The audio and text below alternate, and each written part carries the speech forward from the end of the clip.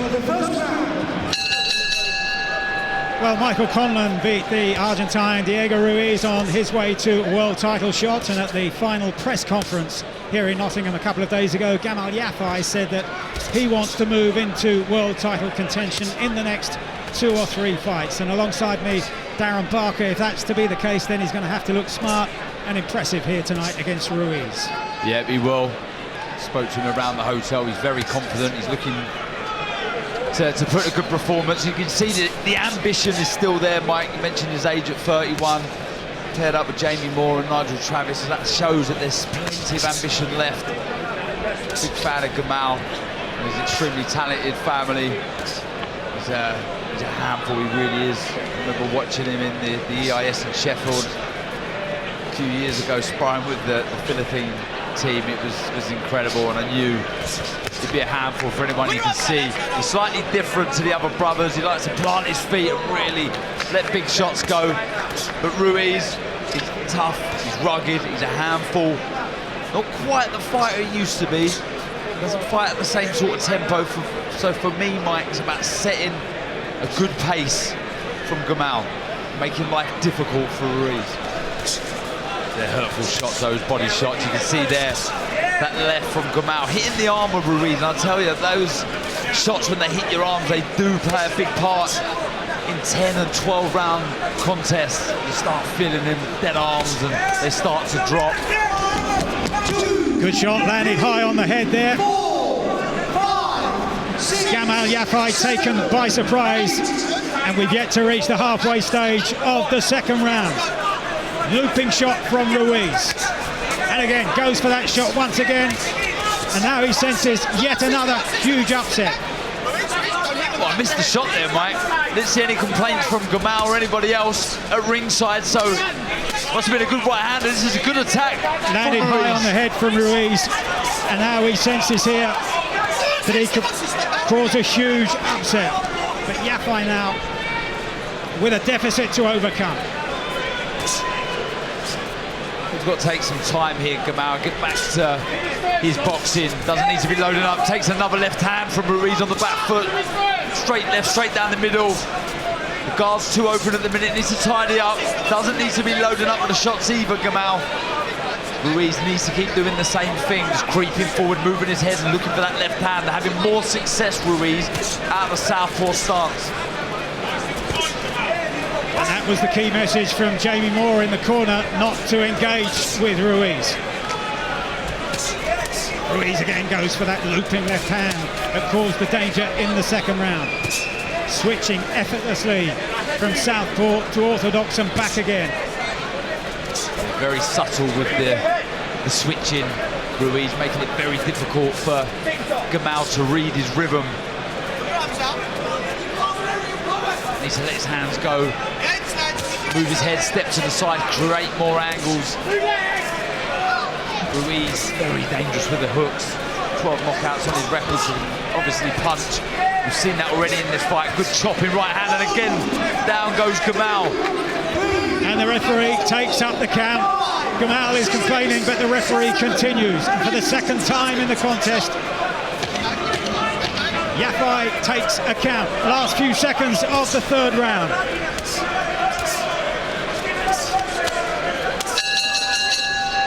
Big finish by Diego Ruiz.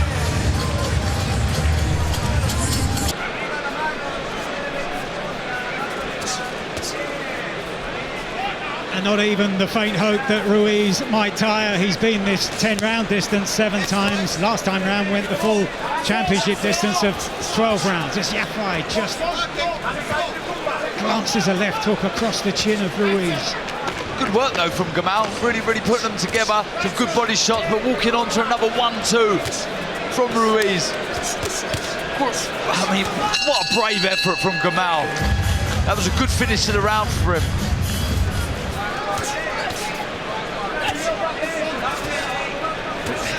I mean, oh, another left hook around the side of the head of Gamal. Down he goes again.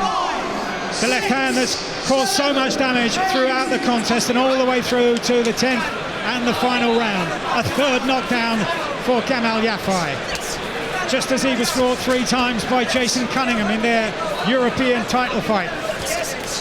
And Yafai can do little more than just hold on the inside. Last few seconds of the 10th and final round. Ruiz here looking for a grandstand finish as Yafai tries to take evasive action, and then big right hand from Ruiz, finishing the round strongly as he's done throughout the contest. And it's a first victory in a UK ring for Diego Ruiz. Carefully crafted. Ladies and gentlemen, after 10 rounds, we go to the judges' score totals. Kevin Parker, 98 to 89. Howard Foster, 97 to 90. Michael Alexander, 97 to 91. All 3 for your winner by unanimous decision, Diego El Profeta Ruiz. For the first round. Well, Israel Dufus looks in good shape, but he came in 22 pounds, a stone and a half heavier than last time out, an indication of how little time he's had to prepare. So what will the approach be tonight? Will he go for it? Overhand right early on, twice in a row, and there's the answer.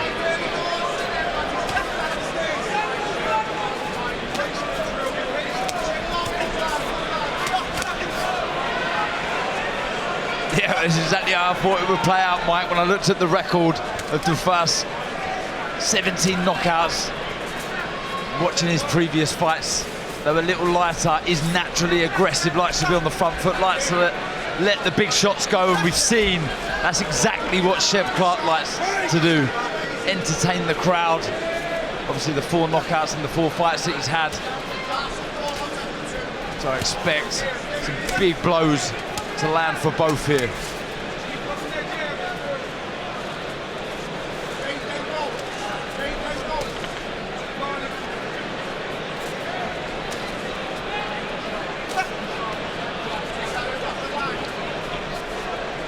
Chev has been caught early on in his contest against the Ukrainian Pavel Martinyuk, but came back to win.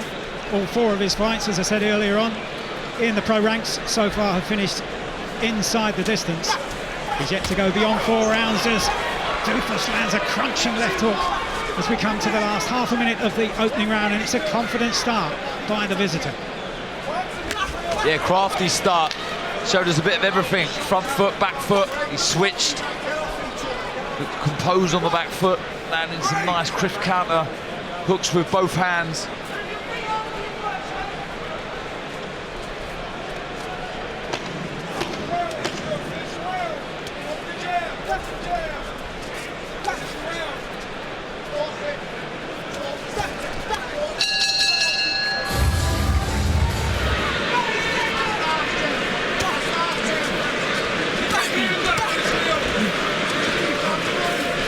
A double attack from Clark. You can see Dufus leaning back, taking his feet out of range. This is where he needs to get to work, Clark. When he's got Dufus back onto the ropes, needs to change up the direction of the shots. Hooks to the body, then follow through with the uppercuts to the head. Good left hook from Clark. This is the pace, good right hook. Good variation, and this is a big attack from Chev Clark. Bell comes just in time for Israel Dufus. Brilliant attack at the end of the round. Well measured, patient work from Chev Clark.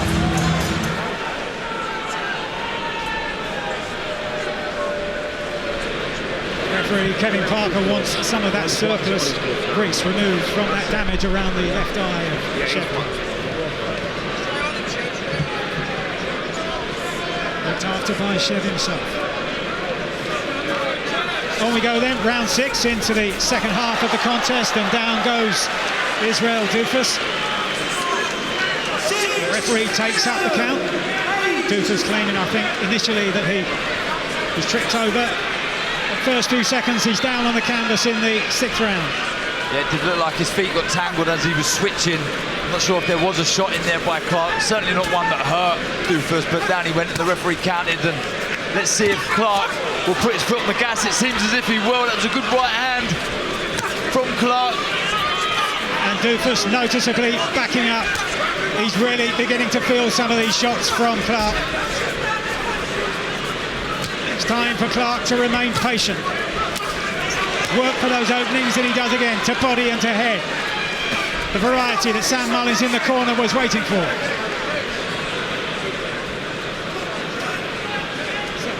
Yeah, it needs to get closer. Not smother his work, but you can't allow this sort of unsettling behaviour and boxing from Doofus, who's sort of trying to upset and unsettle. As I say, Clark, that was a good right hook, follows it up with a left hook. This is good work, he felt those shots.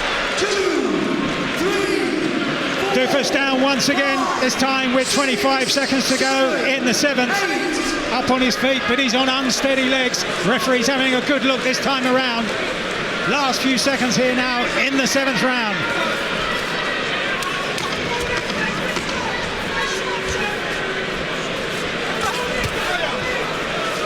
Doofus still finds somehow the accuracy to land a left hand as a counter punch from the latest attack by Chev Clark. Oh, Big right hand, virtually the last punch of the contest. The bell will sound very, very soon, and down goes Doofus. Brilliant shot, beautifully timed. The last shot of the contest. And that, for Chev Clark, was the grandstand finish. Beautiful shot, timed it perfectly. Last punch of the fight.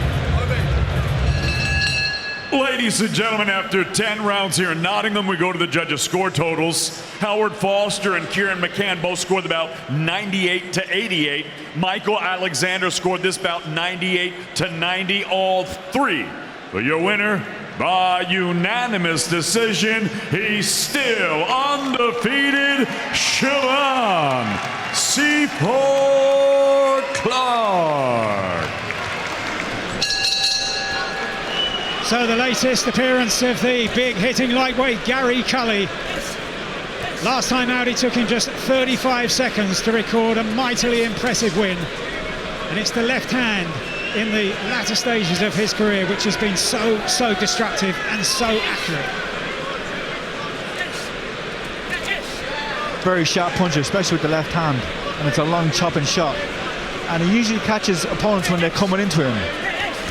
It'll be a little bit different tonight. He might have to go looking a little bit for Flores. It'll be interesting to see. He's already landed it once, that long left hand.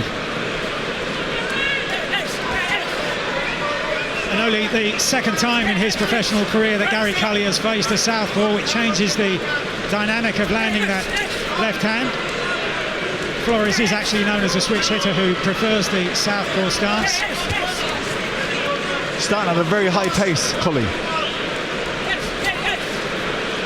And rangy. You can see how far away he is, and he can still land. You think you're out of reach, but you're not.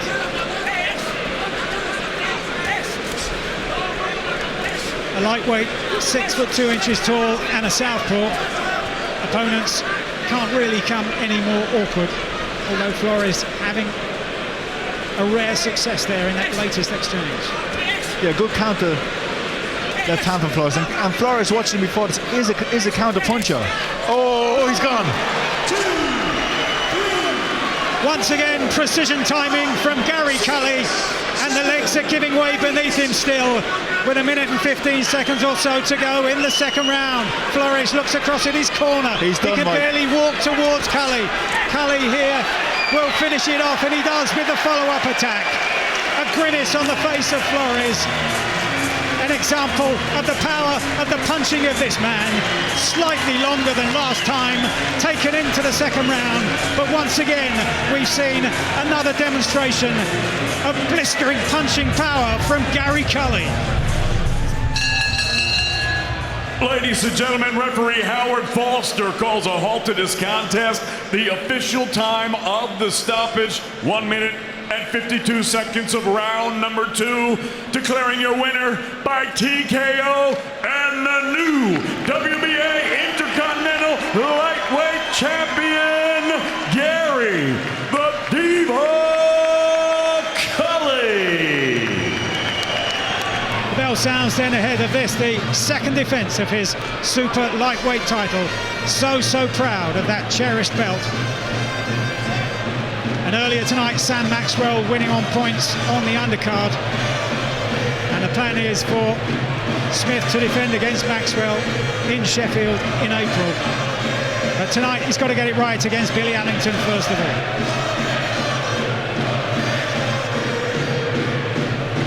Alongside me and Andy Lee here ringside now, Carl Froch. And Carl, for you the British title was also an important part of your pathway. It certainly was, and you mentioned there one more defence. He gets to keep that lovely Lord Lonsdale belt outright, which I've got on my mantelpiece at home, one of my favourite belts. So a win here tonight will get him a step closer to owning that belt. We just need to keep composed. Lovely jab there from Dalton Smith. Sharp.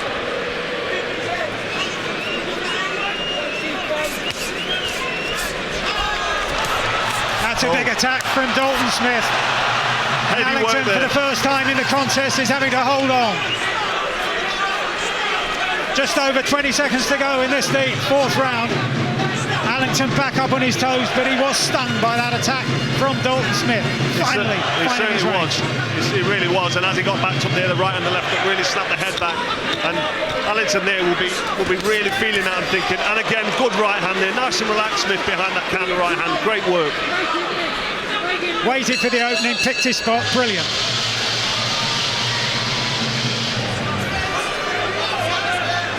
Oh, good left hook. Two left hooks. Brilliant work by Dalton Smith, finding his range with the left hook, and down goes Billy Allington with well over 2 minutes to go in this, the 8th round. Caught him coming out of the clinch. Caught him coming out of the clinch, Mike. Yeah, he switched off there, momentarily backed up, left his chin out to dry, and Dalton Smith rightly so hit him with that left hook. There's a chance here now for Dalton Smith to really close the show. Talking about a fight with Maxwell, really stamp his authority and show that he belongs at this level and beyond. Allington still shaken here. Allington hurt from that left hook. He's hanging in there, and if Dalton Smith really wants to show people what he's made of, and we know he's made of the tough stuff, we know he's capable. Put the shots together. We're in round 8. We're getting toward them championship rounds, so we can step up and build from this going into the next round. Nice combinations of hooks with the left hand, and then lovely work with the right hand to follow up from Dalton Smith. Half a minute to go in the round, looking to give himself punching room. Exactly, great accuracy, giving himself the distance he needed.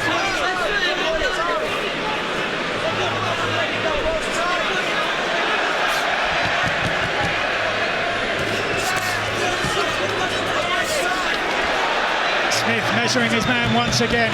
Thumping on the canvas is world champion Sonny Edwards, telling him to step up the pace. Step up the pace, but really good work there from Smith. Just moved his head just out of range. And he's picking his shots beautifully there at the end of that round. Great session there from Smith. Into the 10th round, and so a setback of a kind for Dalton Smith with that cup by the left eye. Well, this is what I was talking about earlier. Dalton Smith's in control. He's got potential. Oh, a bit naughty that was. Okay, he's stronger than Allington, but to pick him up there and then slam him down, I mean, the referee could do two things here. It could go one way or another. It could be really strict with Smith. Listen to me. You lifted him up and threw him. Next time you do, I'll take a point off. Do not, whether he's underneath you with a head, it doesn't matter. You don't lift him up and throw him, I'll take points off. Don't do it again, okay? Stay there. I think he's quite fortunate here, Smith. Very stiff warning from the referee, but no point deduction. And that did warrant a point deduction. I don't think it would affect the contest, but it was out of order, let's be honest. But again, showing his physical power. 12 quality rounds, though, in the bank here for Dalton Smith as he steps up and looks towards the future to step it up in levels. This will serve him well.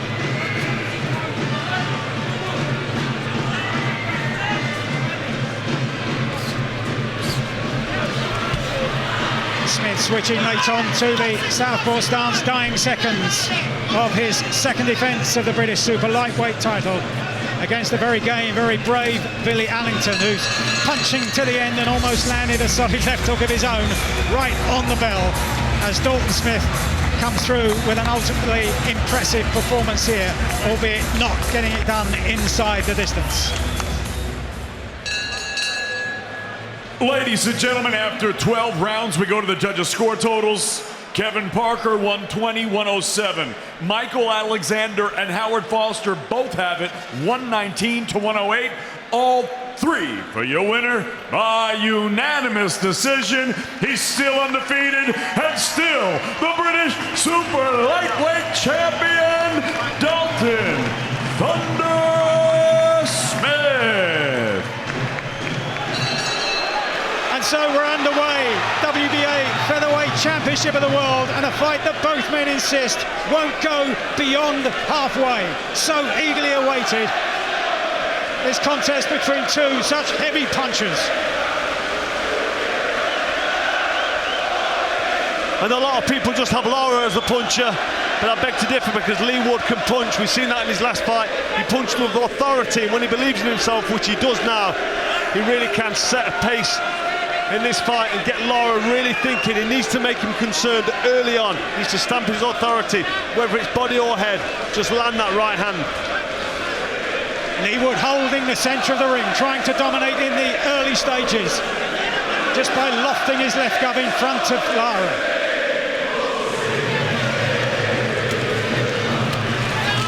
Solid shots to the body from the Mexican, and certainly they both opened up in this second round.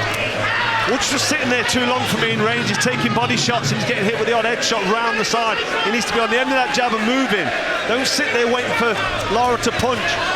Oh, big right hand from Lara. Just about the best shot of the fight so far. 20 seconds to go in the second round.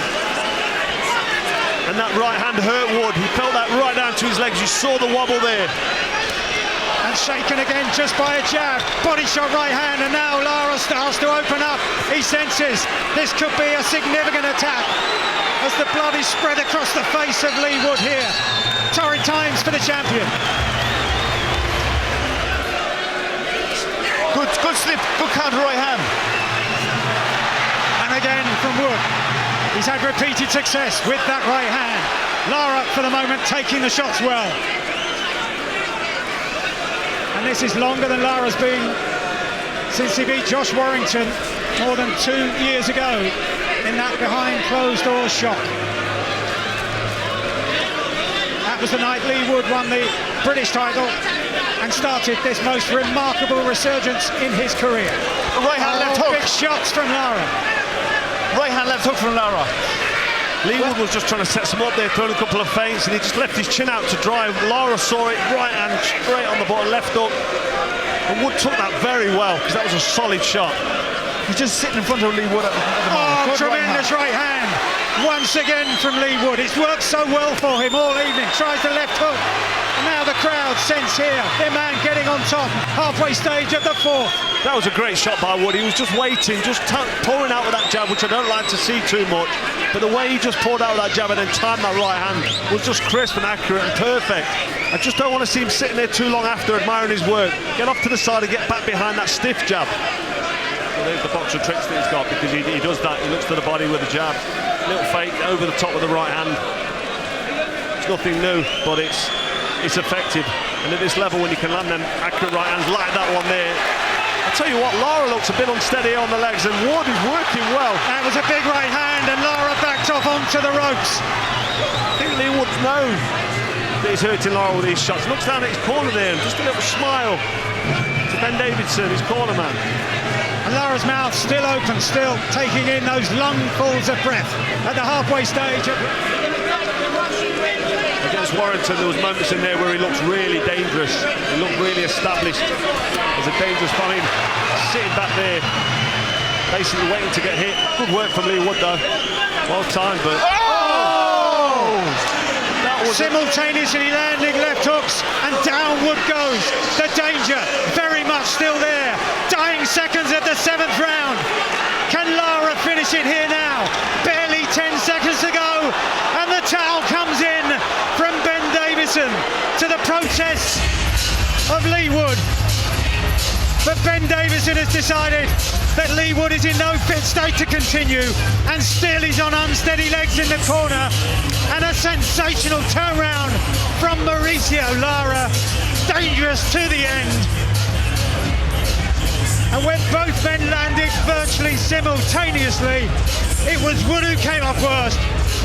And it seems as though the tears are beginning to flow for Mauricio Lara. He promised he would leave here with the belt around his waist this evening. The Mexican said he was a champion without a crown. No longer. As referee Michael Alexander asks the Mexican camp to just quell the celebrations at this stage. And Lara trying to get over towards Leigh Wood. And Ben Davison just saying there'll be plenty of time for that. As they're checking on the condition of Ben Davison in that far corner.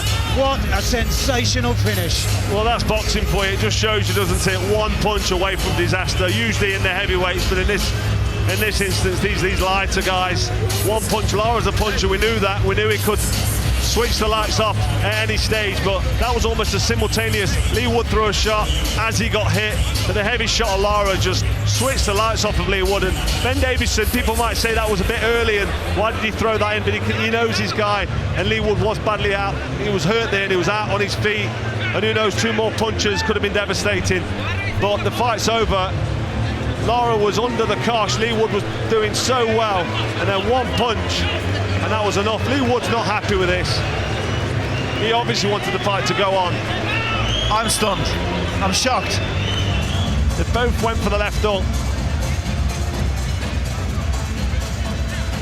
Just an exchange of left hooks. Can't really see here with the referee, but it lands flush.